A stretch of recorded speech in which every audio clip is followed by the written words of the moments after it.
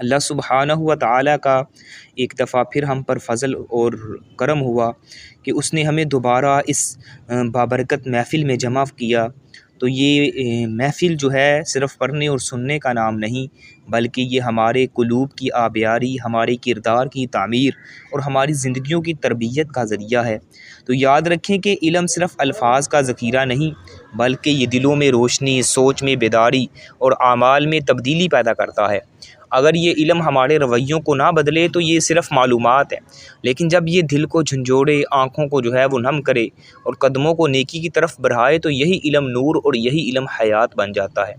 ہمارا یہ 40 روزہ تعلیمی و تربیتی جو سفر ہے، اسی مقصد کے تحت ہے کہ ہم کتاب و سنت سے براہ راست رہنمائی لے کر اپنی سوچ کو سنواریں، اپنے اخلاق کو نکھاریں اور اپنے عمل کو کتاب و سنت کے مطابق ڈالیں۔ تو بڑھتے ہیں آج کے اپنے لیسن کی جانب۔ یہ کتاب الجامع ہے ہماری، اس کی حدیث نمبر جو ہے وہ 100 یعنی 100 نمبر حدیث ہے۔ آخری ہمارا باب چل رہا ہے، باب ذکر، یعنی یہ جو ہمارا باب تھا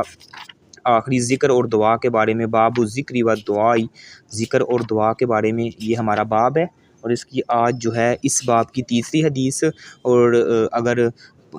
پوری احادیث کو سامنے رکھا جائے تو اس یعنی کتاب کی 100 نمبر حدیث ہے۔ وعن ابی بسم اللہ الرحمن الرحیم وعن ابی ہریرہ رضی اللہ عنہ قال قال رسول اللہ صلی اللہ علیہ وآلہ وسلم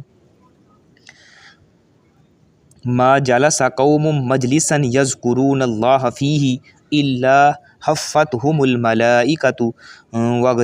وغشیتہم الرحمہ وذکرہم اللہ فی من عندہ، اخرجہ مسلم۔ سیدنا ابو ہریرہ رضی اللہ تعالیٰ عنہ سے روایت ہے کہ رسول اللہ صلی اللہ علیہ وآلہ وسلم نے ارشاد فرمایا، کوئی قوم کسی ایسی مجلس میں نہیں بیٹھتی جس میں وہ اللہ کا ذکر کرتے ہوں مگر انہیں فرشتے گھیر لیتے ہیں اور رحمت ڈھانپ لیتی ہے، اور اللہ تعالیٰ ان کا ذکر ان لوگوں میں کرتا ہے جو اس کے پاس ہوتے ہیں۔ یعنی کتنی اہم اور کتنی فضیلت والی حدیث ہے کہ نبی علیہ الصلوۃ والسلام فرماتے ہیں کوئی قوم کسی ایسی مجلس میں نہیں بیٹھتی جس میں وہ اللہ کا ذکر کرتی ہوں مگر انہیں فرشتے گھیر لیتے ہیں اور رحمت ڈانپ لیتی ہے۔ اللہ تعالیٰ ان کا ذکر جو ہے ان لوگوں میں کرتے ہیں جو اس کے پاس ہوتے ہیں۔ یعنی جس بھی مجلس میں بیٹھ کے اللہ سبحانہ و تعالیٰ کا ذکر کیا جاتا ہے وہ مجلس کوئی عام مجلس نہیں رہتی، بلکہ اس مجلس پر اللہ رب العالمین کی رحمتیں برستی ہیں، اور اللہ سبحانہ و تعالیٰ کے پاک باز فرشتے جو ہیں اس کو گھیر لیتے ہیں، اور اللہ سبحانہ و تعالیٰ اس مجلس کا تذکرہ اپنے ہاں جو اللہ کے پاس فرشتے ہیں اللہ سبحانہ و تعالیٰ ان میں جو ہے وہ تذکرہ خیر کرتا ہے کہ میرے بندے دنیا میں رہ کر میرا تذکرہ، میرا ذکر کر رہے ہیں۔ تو صحیح بخاری میں سیدنا ابو ہریرہ رضی اللہ تعالیٰ عنہ سے ایک لمبی حدیث آتی ہے، اس کی تفصیل میں یہ آیا کہ نبی علیہ الصلوۃ والسلام نے فرمایا اللہ تعالیٰ کے کچھ فرشتے ایسے ہیں جو راستوں میں اہل ذکر کو تلاش کرتے ہوئے گھومتے رہتے ہیں، یعنی راستوں میں اہل ذکر کو تلاش کرتے ہوئے گھومتے رہتے ہیں۔ جب انہیں ایسے لوگ مل جائیں جو اللہ کا ذکر کر رہے ہوں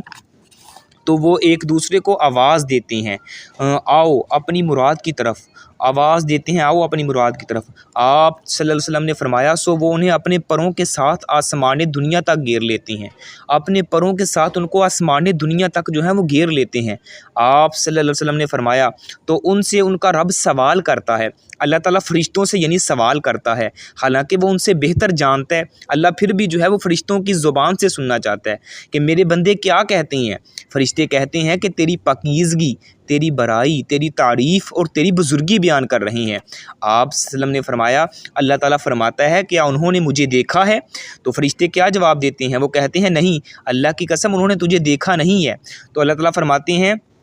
اگر وہ مجھے دیکھ لیں تو وہ ان کا کیا حال ہوگا؟ تو فرشتے فرماتے ہیں، وہ کہتے ہیں اگر وہ تجھے دیکھ لیں تو تیری اس سے زیادہ عبادت اور اس سے بڑھ کر تیری بزرگی اور اس سے بڑھ کر تیری جو ہے وہ پاکیزگی بیان کریں۔ تو اللہ تعالیٰ فرماتے ہیں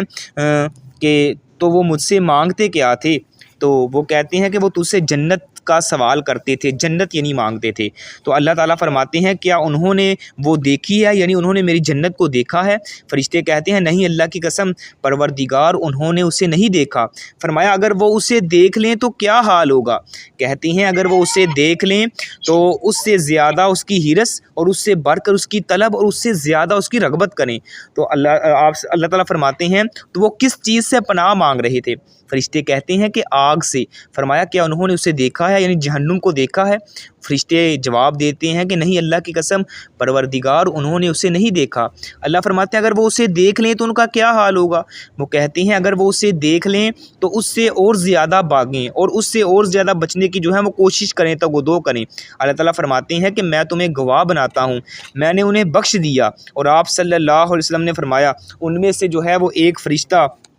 کہتا ہے کہ ان میں فلاں آدمی یعنی ان میں سے نہیں تھا، تو وہ صرف کسی کام کے لیے آیا، یعنی وہ جو لوگ مجلس میں بیٹھے ہوئے تھے تو وہ بیان کرتے ہیں کہ اللہ جو وہ مجلس میں بیٹھے ہوئے تھے ان میں ایک بندہ ایسا تھا وہ جو صرف وہ مجلس میں یعنی تیرا ذکر کرنے کے لیے نہیں آیا تھا، بلکہ جو مجلس میں بیٹھ کے تیرا ذکر سن رہے تھے ان میں سے اس کو کسی سے کام تھا، تو اس لیے جو ہے وہ بیٹھا ہوا تھا۔ تو اللہ سبحانہ و تعالیٰ کیا فرماتے ہیں کہ وہ ایک دوسرے کے ساتھ مل کر ایسے بیٹھنے والے ہیں کہ ان کے پاس بیٹھنے والا بھی بے نصیب نہیں رہتا، یعنی وہ ایسے خوش قسمت انسان ہیں جو میرا ذکر کر رہے ہیں اور اس مجلس میں بیٹھے ہیں جس میں ذکر ہو رہا ہے، تو جو بھی اس مجلس میں پھر بیٹھ جاتا ہے وہ جو ہے وہ بد قسمت نہیں رہتا، اللہ سبحانہ و تعالیٰ اسے بھی جو ہے معاف فرما دیتا ہے۔ یعنی اس حدیث کو اگر سادہ لفظوں میں لیا جائے، سادہ مفہوم اس کا لیا جائے تو یہ بنتا ہے کہ جس مجلس میں اللہ تعالیٰ کا ذکر ہوتا ہے، جہاں پہ اللہ سبحانہ و تعالیٰ کی باتیں ہوتی ہیں، اللہ سبحانہ کی تسبیح بیان ہوتی ہے، تو وہاں کیا ہوتا ہے کہ اللہ سبحانہ تعالیٰ کے پاک باز جو فرشتے ہوتے ہیں وہ ایسی مجلسیں یعنی اس کو جو ہے تلاش کرتے ہیں، گھومتے پھرتے ہیں۔ تو جب ان کو کوئی ایسی مجلس مل جاتی ہے جہاں پہ اللہ کا ذکر ہو رہا ہے تو پھر وہ دوسرے فرشتوں کو بھی جو ہے آواز دیتے ہیں، حدیث میں آتا ہے ان کو پکارتے ہیں کہ آؤ جس کی ہم تلاش جس کو کر رہے تھے وہ تو یہاں پہ ہے۔ تو جب وہ فرشتے سارے آ کے اس مجلس میں دیکھتے ہیں، وہاں پہ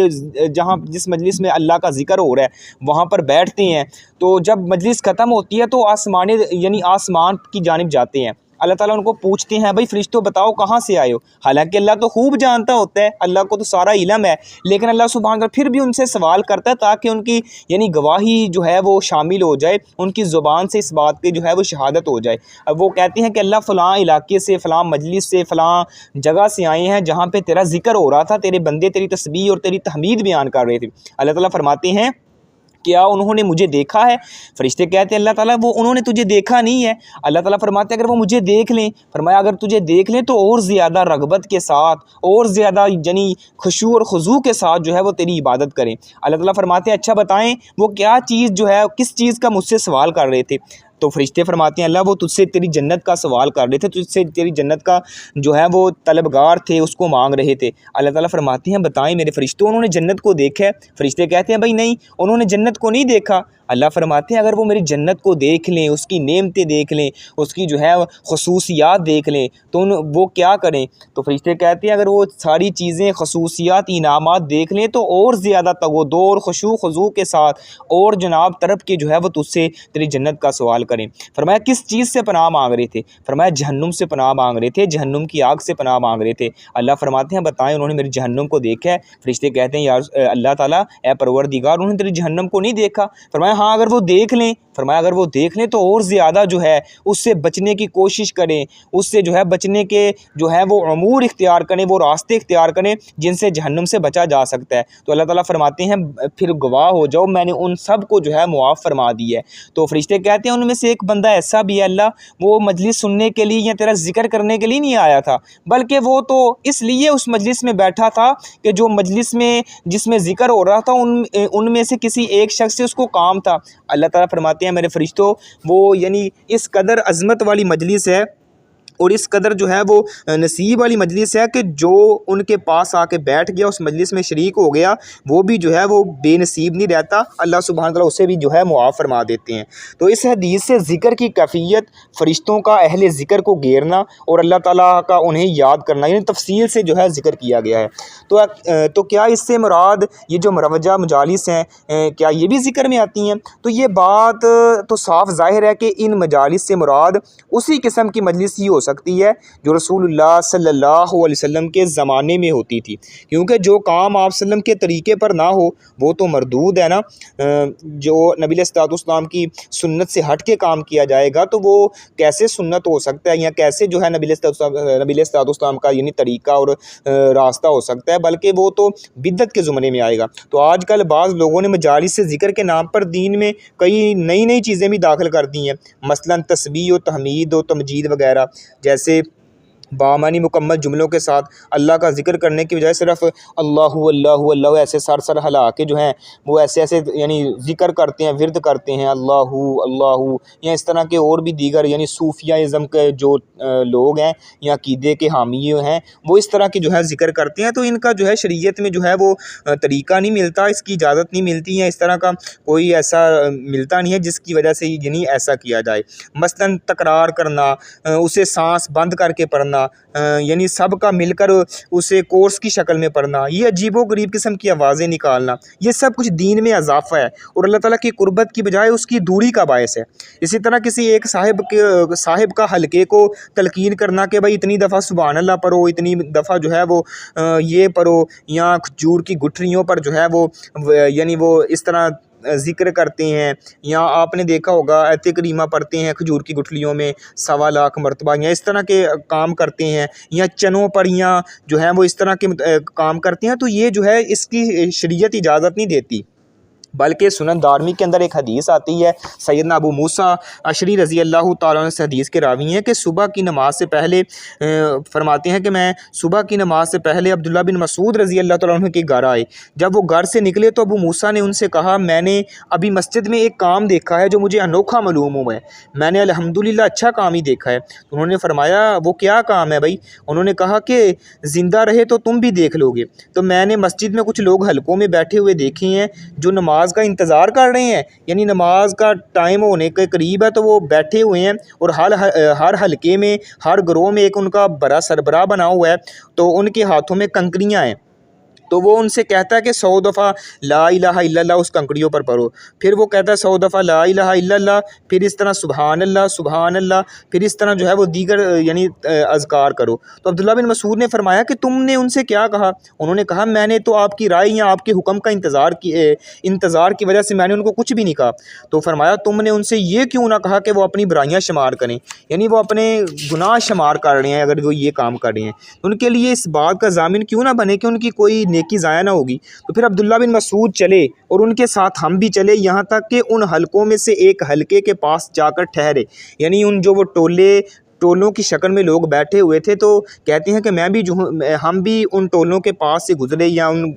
حلقوں کے پاس سے گزرے، تو ایک گروہ کے پاس جا کے ٹھہر گئے۔ تو عبداللہ بن مسعود رضی اللہ تعالیٰ عنہ نے فرمایا یہ کیا ہے جو میں تمہیں کرتے ہوئے دیکھ رہا ہوں؟ انہوں نے کہا ہے ابو عبد الرحمن یہ کنکریاں ہیں جن کے ساتھ ہم تکبیر، اللہ اکبر، تحلیل یعنی لا الہ الا اللہ اور تسبیح یعنی سبحان اللہ شمار کر رہے ہیں۔ فرمایا تو تم اپنی برائیاں شمار کرو، یہ تم اپنے گناہ شمار کر رہے ہو، میں ضامن ہوں کہ تمہاری نیکیاں میں سے کوئی چیز جو ہے ضائع نہیں ہوگی۔ تم پر افسوس ہے کہ تم نے امت محمدیہ، تمہاری ہلاکت کتنی جلدی ہو گئی ہے کہ تمہارے نبی کے اصحاب بہت تعداد میں موجود ہیں، یعنی ابھی نبی علیہ السلام کو اس دنیا سے گئے ابھی اتنا عرصہ بھی نہیں ہوا کہ کثیر تعداد میں صحابہ کرام کی تعداد بھی موجود ہے، ابھی آپ کے جو کپڑے ہیں وہ بھی بسیدہ نہیں ہوئے اور آپ کے برتن بھی ٹوٹے نہیں ہیں۔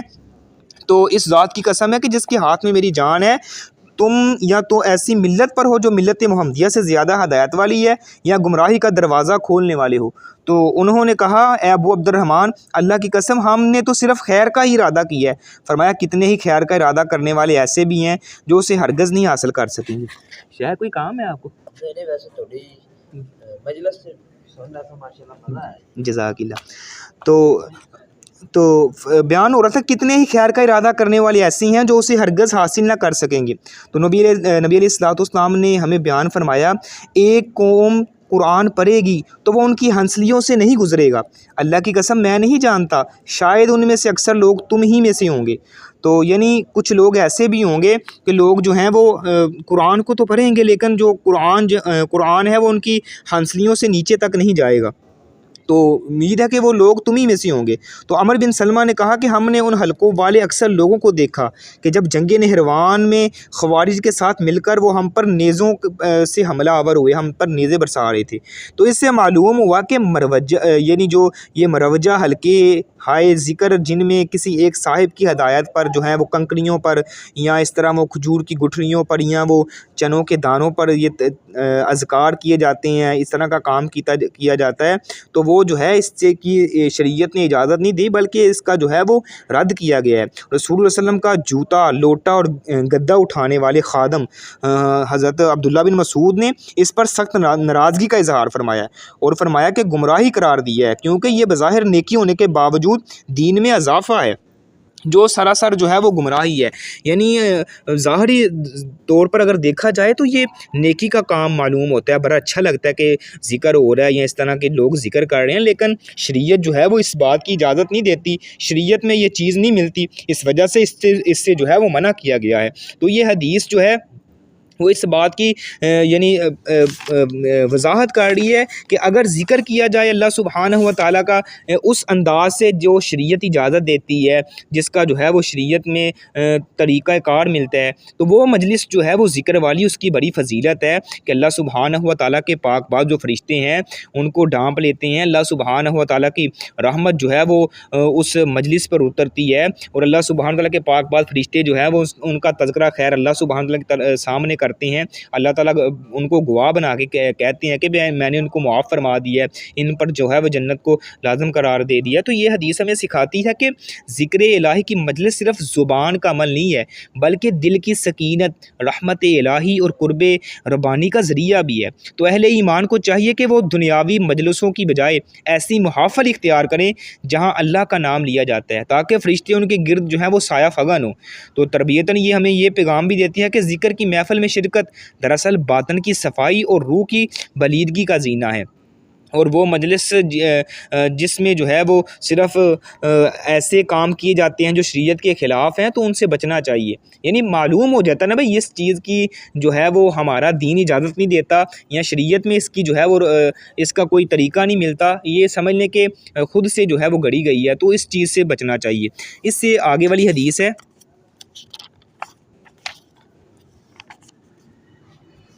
جس میں جو ہے وہ ذکر اور صلات سے خالی مجلس جو ہے وہ باعث حسرت ہوگی۔ یعنی ایسی مجلس جس میں نہ تو نبی صلی اللہ علیہ وسلم پر درود بھیجا جاتا ہے نہ ہی ذکر کیا جاتا ہے، تو وہ باعث حسرت ہے۔ وعنہ رضی اللہ عنہ قال قال رسول اللہ صلی اللہ علیہ وسلم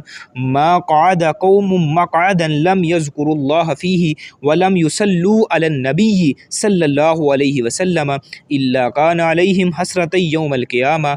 ابو ہریرہ رضی اللہ تعالیٰ عنہ سے روایت ہے کہ نبی صلی اللہ علیہ وسلم نے فرمایا، کوئی قوم ایسی مجلس میں نہیں بیٹھتی جس میں انہوں نے نہ اللہ کا ذکر کیا ہے نہ نبی صلی اللہ علیہ وسلم پر صلات بھیجی ہے، مگر وہ مجلس قیامت کے دن ان کے لیے حسرت کا باعث ہوگی۔ یعنی ایسی کوئی مجلس جس میں وہ بیٹھے ہوں اور انہوں نے اللہ کا نہ ذکر کیا ہو نہ نبی صلی اللہ علیہ وسلم پر درود بھیجا ہو، تو وہ مجلس جو ہے وہ قیامت کے دن ان کے لیے حسرت کا باعث ہوگی۔ اس وقت جو ہے قیامت کے دن لوگ حسرت کریں گے کہ کاش ہم نے مجلس تو برپا کی تھی لیکن ہم نے اس مجلس میں اللہ کا ذکر نہیں کیا تھا، اس مجلس میں نبی صلی اللہ علیہ وسلم پر درود نہیں بھیجا تھا، تو وہ قیامت کے دن جو ہے وہ حسرت کریں گے، یعنی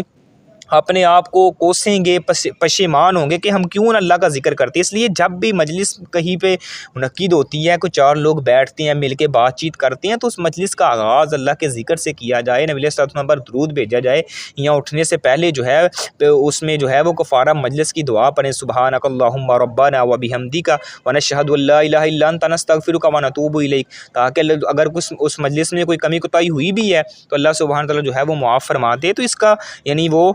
کرنا چاہیے، ذکر کرنا چاہیے، نبی صلی اللہ علیہ وسلم پر درود بھیجنا چاہیے۔ تو یہ جو حدیث بیان ہوئی ہے اس میں یہ ہے کہ اللہ کے ذکر اور رسول اللہ صلی اللہ علیہ وسلم پر صلوات سے خالی مجلس جو ہے وہ باعث یعنی حسرت ہوگی۔ اللہ تعالیٰ نے قرآن مجید میں فرمایا یا ایھا الذین آمنوا اذکروا اللہ ذکرا کثیرا، اے وہ لوگوں جو ایمان لائے ہو اللہ کا ذکر کرو اور بہت زیادہ ذکر کرنا، یعنی اللہ کا ذکر کرو اور کثرت سے اللہ کا ذکر کرو، یعنی کثیر تعداد میں اللہ کا ذکر کرو۔ اور ایک جگہ پہ فرمایا یا ایھا الذین آمنوا صلوا علیہ وسلموا تسلیما، اے وہ لوگوں جو ایمان لائے ہو اس نبی پر صلوات بھیجو، درود بھیجو اور سلام بھیجو، سلام بھیجنا۔ تو ان آیات سے معلوم ہوا کہ اللہ کا ذکر کثرت سے کرنا اور رسول اللہ صلی اللہ علیہ وسلم پر صلوات و سلام بھیجنا یہ مسلمانوں پر فرض ہے۔ تو رسول اللہ صلی اللہ علیہ وسلم نے صبح و شام کے مختلف اوقات میں جو ذکر جو ہیں بتلائے ہیں ان کو کرنا چاہیے، انہیں یاد کر کے ان اوقات میں پڑھنا چاہیے۔ یاد نہ ہو سکے تو کوئی نہ کوئی ذکر کرتے رہنا چاہیے، اپنی زبان کو جو ہے وہ ذکر سے تر رکھنا چاہیے، کیونکہ جو ذکر کرتا ہے وہ ایسے ہی ہے جیسے اس کی مثال زندہ آدمی کی طرح ہے، اور جو ذکر نہیں کرتا اس کی مثال ایسی ہے جیسے وہ مردہ ہے۔ تو جو ذکر کرنے والا ہے وہ زندہ ہے، جو ذکر نہیں کرتا وہ سمجھے کہ مردہ ہے۔ اور جو ذکر کرتا ہے دنیا کے اندر رہ کر اپنی زبان کو ذکر سے تر رکھتا ہے، وہ دنیا میں دنیا میں رہا ہے لیکن اس کا تعلق عرش والے رب کے ساتھ عرش پر بنا ہوا ہے، یعنی اس دنیا میں رہ کے اپنی زبان کو اللہ کے ذکر سے تر رکھتا ہے، اللہ سبحانہ و تعالیٰ اس کے چرچے اور اس کی جو ہے وہ باتیں جو ہیں اپنے پاک باد فرشتوں میں عرش پر بیٹھ کے کر رہے ہیں۔ یعنی کتنی عظمت والی بات ہے اگر دنیا میں رہ کے ہم اللہ کا ذکر کرنے والے بن جائیں۔ اور جو نبی علیہ الصلوۃ والسلام پر درود بھیجتا ہے، درود بھیجنے کی بہت زیادہ فضیلت ہے، اپنی دعاؤں میں درود بھیجیں۔ ایک صحابی نے عرض کیا یا رسول اللہ میں یعنی دعا کرتا ہوں تو میں اپنی دعا کے اندر دیگر اپنی حاجات بھی رکھتا ہوں، ضروریات بھی رکھتا ہوں، تو آپ سے درود بھی بھیجتا ہوں، تو یعنی ایک حصہ جو ہے وہ درود بھیجتا ہوں۔ تو آپ نے فرمایا اگر تو چاہے تو زیادہ کر لے، کہتے ہیں میں ایک حصہ بھیجتا ہوں 2 حصے بھیجوں گا، ایسے اس طرح کی حدیث ہے جس کا مفہوم یہ بن رہا ہے۔ تو آپ نے فرمایا اگر تو چاہتا ہے تو اور زیادہ کر لے، وہ کہتا ہے میں اپنی پوری دعا میں جو ہے وہ درود ہی بھیجتا ہوں، یہ 3 حصے کرتا تھا تو تینوں حصوں میں اب میں آپ پر درود ہی بھیجوں گا۔ آپ علیہ السلام نے فرمایا اگر تو درود ہی بھیجے گا اللہ سبحانہ و تعالیٰ جو ہے وہ تیری تمام ضروریات کو بن مانگے جو ہے وہ پورا کرے گا۔ یعنی تو اگر درود ہی بھیجتا رہے گا دعا میں تو یہ جو ہے وہ تیری بن مانگے ہی جو ہے اللہ سبحانہ و تعالیٰ وہ ضروریات کو پورا کرتا رہے گا۔ تو یہ اس کا یہ مطلب نہیں ہے کہ انسان اب درود ہی پڑھتا رہے اور کوئی چیز مانگے ہی نہ، اور یعنی دعائیں ہیں وہ مانگنی بھی چاہیے، تو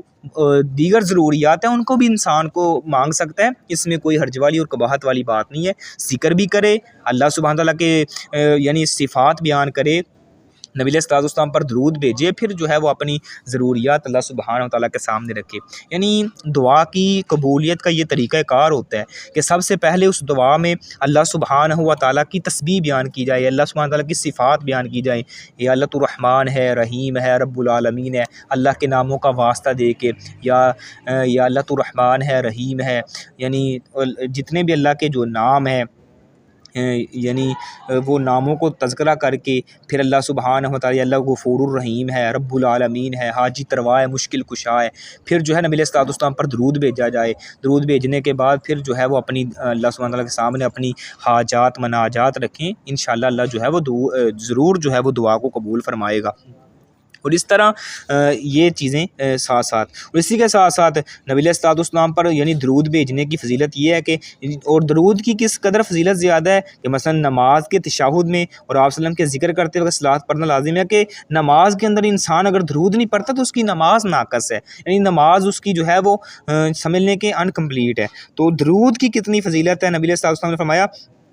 جو مجھ پر ایک مرتبہ جو ہے وہ درود پڑھتا ہے اللہ سبحانہ و تعالیٰ اس پر جو ہے وہ 10 رحمت نازل فرماتا ہے، اس کے درجات بلند کرتا ہے، اس کے گناہوں کو معاف فرماتا ہے۔ اور کل قیامت کا دن ہوگا، لوگ آئیں گے قیامت کے دن اللہ سبحانہ و تعالیٰ کی بارگاہ میں، تو ان میں لوگ کچھ ایسے بھی ہوں گے، اللہ تعالیٰ فرمائیں گے یہ وہ لوگ ہیں جو میرے نبی علیہ الصلوۃ والسلام پر درود پڑھتے رہے، یعنی ان کی درود پڑھنے کی وجہ سے اللہ سبحانہ و تعالیٰ ان کی عظمت کو بیان کر رہے ہیں۔ اسی طرح آپ علیہ السلام نے فرمایا کہ مسلمان کو ہر مجلس میں کم از کم یعنی وہ اللہ کا ذکر اور کم از کم نبی علیہ السلام پر درود جو ہے وہ لازمی جو ہے وہ بھیجنا چاہیے، کیونکہ اگر اس میں کوتاہی کرے گا تو قیامت کے دن اسے حسرت اور افسوس کا سامنا کرنا پڑے گا۔ تو اس عمل کا فائدہ یہ ہے کہ جب آدمی اس بات کا خیال رکھے گا نا کہ میری کوئی مجلس میں اللہ کے ذکر اور نبی علیہ السلام کے درود سے خالی نہ ہو، تو وہ ضرور اللہ کے ذکر اور نبی علیہ السلام پر صلوات کی جو ہے وہ یعنی درود کی عادت بنا لے گا۔ اور جب کسی کام کی عادت ہو جائے نا تو وہ انسان کی طبیعت بن جاتا ہے، یعنی جب وہ کسی کام کی عادت بنا لیتا ہے تو وہی کام جو ہے وہ انسان کی طبیعت بن جاتا ہے اور اس کے لیے مشکل نہیں رہتا بلکہ خود بخود جو ہے وہ آسانی سے ادا ہوتا رہتا ہے۔ تو اس لیے اپنی زبان کو اللہ کے ذکر سے تار رکھیں، اور جو بھی جس مجلس میں بیٹھتے ہیں اس مجلس میں جو ہے وہ اللہ کا ذکر بھی کریں اور ساتھ ساتھ نبی علیہ السلام پر درود و سلام بھی بھیجیں۔ اس کی بہت زیادہ فضیلت ہے، اور اگر کوئی ایسا نہیں کرتا، ایسی مجلس میں بیٹھتا ہے جہاں پہ اللہ کا ذکر بھی نہیں ہوتا اور نبی علیہ السلام پر جو ہے وہ درود و سلام بھی نہیں بھیجا جاتا، تو نبی علیہ السلام نے فرمایا ایسے لوگ جو ہیں وہ کل قیامت کے دن یعنی ان کے لیے یہ مجلس جو ہے وہ باعث یعنی حسرت ہوگی کہ کاش ہم دنیا میں رہ کے جو ہے نبی علیہ السلام پر درود بھیجتے۔ تو یہ حدیث ایک فکری یعنی ہمارے اندر ایک فکر پیدا کر رہی ہے کہ جو محفلیں اللہ کے ذکر سے خالی ہوں گی وہ قیامت کے دن حسرت کا باعث بنے گی۔ تو ایمان والوں کے لیے یہ انتباہ ہے کہ وہ اپنی گفتگو، نشست اور یعنی برخاست میں ذکر الہی کو جو ہے اس کا تذکرہ خیر کریں۔ تو تربیتاً یہ ہمیں سمجھاتی بھی ہے کہ وقت کا ضیاع صرف دنیا کا نقصان نہیں ہے بلکہ آخرت کے لیے ندامت بھی بنتا ہے۔ تو اس لیے اپنی زبان کو اللہ سبحانہ و تعالیٰ کے ذکر سے جو ہے وہ تار رکھنا چاہیے۔ اور اسی کے ساتھ ساتھ اگر دیکھا جائے تو آئیں اس حدیث سے جو یعنی دونوں احادیث سے ہمیں جو ایک خلاصہ مل رہا ہے وہ یہی ہے کہ ذکر الہی صرف زبان کا تکرار نہیں ہے بلکہ یہ روح کا ارتقاء اور دل کا تزکیہ بھی ہے۔ تو جب بندہ اللہ کا ذکر کرتا ہے تو فرشتے اس کے گرد جو ہیں وہ سایہ فگن ہو جاتے ہیں، رحمت اس پر اترتی ہے، دل کو سکون اور نصیب جو ہے اس کے اچھے ہوتے ہیں۔ اور جب یہی ذکر ترک کیا جائے تو وہی زبان جو لا الہ الا اللہ کہنے سے جتنی یعنی جنتی بن سکتی تھی، غفلت کا شکار ہو تو وہ حسرت کی داستان بن جاتی ہے۔ تو یہ احادیث ہمیں ایک سبق دے رہی ہیں کہ اپنی یعنی زبان کو اللہ کے ذکر سے جو ہے وہ تار رکھیں، تو اپنے دلوں کو بیدار کریں، اپنی زبانوں کو غفلت سے نکالیں، اپنی محفلوں کو ذکر الہی سے جو ہے وہ مہکا دیں، کیونکہ وہی محفلیں زندہ رہتی ہیں جن میں رب کا نام لیا جاتا ہے، اور وہی دل منور ہوتے ہیں جن پر ذکر کی بارش برستی ہے۔ تو اللہ سبحانہ و تعالیٰ سے دعا ہے جو کچھ سنا ہے جو سنایا ہے اللہ میرے سمیت ہم سب کو عمل کرنے کی توفیق عطا فرمائے۔ آج ہم نے یہ 2 احادیث پڑھی ہیں کتاب الجامعہ کی، باب نمبر جو ہے اس کتاب کا آخری باب چل رہا ہے، تو انشاءاللہ اس سے جو پیچھے ہمارا باب کمپلیٹ ہوا ہے 5واں باب، اس کا انشاءاللہ وہ منڈے کو ٹیسٹ بھی ہوگا، ساتھ ساتھ اس کی بھی تیاری رکھیں۔ اور یہ ہمارا لاسٹ جو ہے وہ باب چل رہا ہے، اس کے بعد انشاءاللہ پھر ہم پوری کتاب کا ٹیسٹ لیں گے۔ اگر کسی سسٹر کا کوئی سوال ہے تو وہ پوچھ سکتے ہیں۔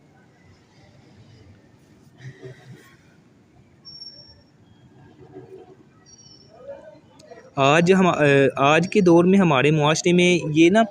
ذکر کی ایسی صورتیں پیدا کی جا رہی ہیں جو شریعت میں جن کی اجازت نہیں دیتی، یعنی اگر کوئی فوت ہو جاتا ہے تو وہ لا کے آگے وہ کھجور کی گٹھلیاں رکھ دیتے ہیں یا چنوں کے دانے رکھ دیتے ہیں، بھئی اتنی دفعہ یہ پڑھو اور اس کو بخشو، یہ اس طرح۔ تو یہ شریعت جو ہے یہ طریقہ اس سے نہیں ملتا بلکہ یہ بدعت کے زمرے میں آتا ہے، اور ہر بدعت جو ہے وہ انسان کو گمراہی کی طرف لے کے جاتی ہے اور وہی گمراہی انسان کو جہنم کی طرف لے کے جاتی ہے۔ تو اس سے بچنا چاہیے۔ یا وہ ایسے لوگوں کو عورتیں اکٹھی کرتی ہیں اپنے گھروں میں، اگر کسی کے گھر میں کوئی فوتگی ہوتی ہے تو وہ سورۃ یاسین پڑھنا شروع کر دیتی ہیں، اس طرح وہ مل کے بیٹھ کے پڑھتی ہیں یا وہ دانوں میں پڑھتی ہیں، یا اس طرح وہ پھر وہ کہتے ہیں مجھے فلاں کو بخشا جائے۔ تو یہ طریقہ جو ہے یہ شریعت میں نہیں ملتا۔ ایسا طریقہ اختیار کریں جو نبی علیہ السلام کی سنت سے ثابت ہو۔ وہ طریقہ یہ ہے کہ میت کی طرف سے جو ہے اس کے لیے دعا کی جائے، اس کے دعا کی جائے یا اس کی طرف سے صدقہ دیا جائے اللہ کے راستے میں۔ تو یہ طریقہ جو ہے، یا کوئی بھی اس کی اپنی اولاد ہے کوئی بھی نیکی کا کام کرتی ہے تو وہ آٹومیٹکلی جو ہے ڈائریکٹ جو ہے وہ اس کے والدین کو جو ہے وہ ثواب پہنچتا ہے۔ نبی علیہ السلام کی حدیث ہے نا بھائی، جب انسان فوت ہو جاتا ہے تو اس کے تمام اعمال جو ہیں منقطع ان کے ہو جاتے ہیں تمام اعمال، سوائے یعنی وہ اگر اس نے کوئی ایسا علم کسی کو پڑھا کے گیا ہے تو اس سے لوگ فائدہ اٹھا رہے ہیں، یا کوئی ایسا فلاح و بہبود کا کام کر کے گیا ہے جو لوگوں کے لیے یعنی وہ سہولت کوئی ایسی یعنی کوئی پانی مہیا یا کسی راستے پہ کوئی اچھا بنا کے گیا ہے، کوئی اس طرح کا کوئی فلاح و بہبود کا کام کر کے گیا ہے تو وہ اس کے لیے صدقہ جاری ہے، یا پھر وہ اپنی نیک اولاد چھوڑ کے گیا یا دعو لہو جو اس کے لیے دعا کرتی ہے تو وہ اس کے لیے صدقہ جاری ہے جو اس کی نیک اولاد اپنی ہے، تو اس کی اولاد کو چاہیے کہ اپنے والدین کے لیے جو ہے وہ صدقہ جاریہ بنے، یا کوئی لوگ اس کی طرف سے جو ہے یا اپنے اس کے اہل و عیال گھر والے جو ہیں وہ صدقہ کرتے ہیں۔ حضرت سعد رضی اللہ تعالیٰ عنہ کے متعلق غالباً آتا ہے جب وہ ان کی والدہ فوت ہوئی تو نبی علیہ الصلوۃ والسلام کے پاس آئے، یا رسول اللہ میری والدہ مجھے امید ہے کہ ان کو تھوڑی مہلت ملتی تو وہ لازماً جو ہے وہ اللہ کے راستے میں مجھے صدقہ کرنے کی جو ہے وہ تلقین کرتی، تو کیا میں اس کی طرف سے صدقہ کر سکتا ہوں یا میں کیا کروں یا کون سا عمل کروں؟ تو آپ نے فرمایا بھائی ان کی طرف سے تم کوئی کنواں وغیرہ کھدوا دی، تو شاید انہوں نے وہ کنواں پانی والا کھدوایا تھا، تو یہ ایسا نیکی کا کام کرنا چاہیے جو فلاح و بہبود کا ہو، یہ نہیں ہے کہ سارے لوگ بیٹھ کے جو ہیں وہ گٹھلیوں پہ پڑھنا شروع کر دیں، تو اس کی اجازت اسلام نہیں دیتا۔ جی کسی سسٹر کا کوئی سوال ہے تو وہ پوچھ سکتے ہیں، ٹیسٹ کے حوالے سے بھی ہو یا اس طرح کے اور 2-3 لیکچر پینڈنگ پہ پڑے ہوئے ہیں تو وہ تھوڑا ایشو چل رہا تھا اس لیے وہ نہیں ہو سکے، انشاءاللہ وہ بھی میں کوشش کروں گا صبح تک انشاءاللہ وہ میں بھیج دوں۔ جی ٹھیک ہے، جزاک اللہ، السلام علیکم ورحمۃ اللہ وبرکاتہ، سبحانک اللہم ربنا و بحمدک و نشہد ان لا الہ الا انت نستغفرک و نتوب الیک۔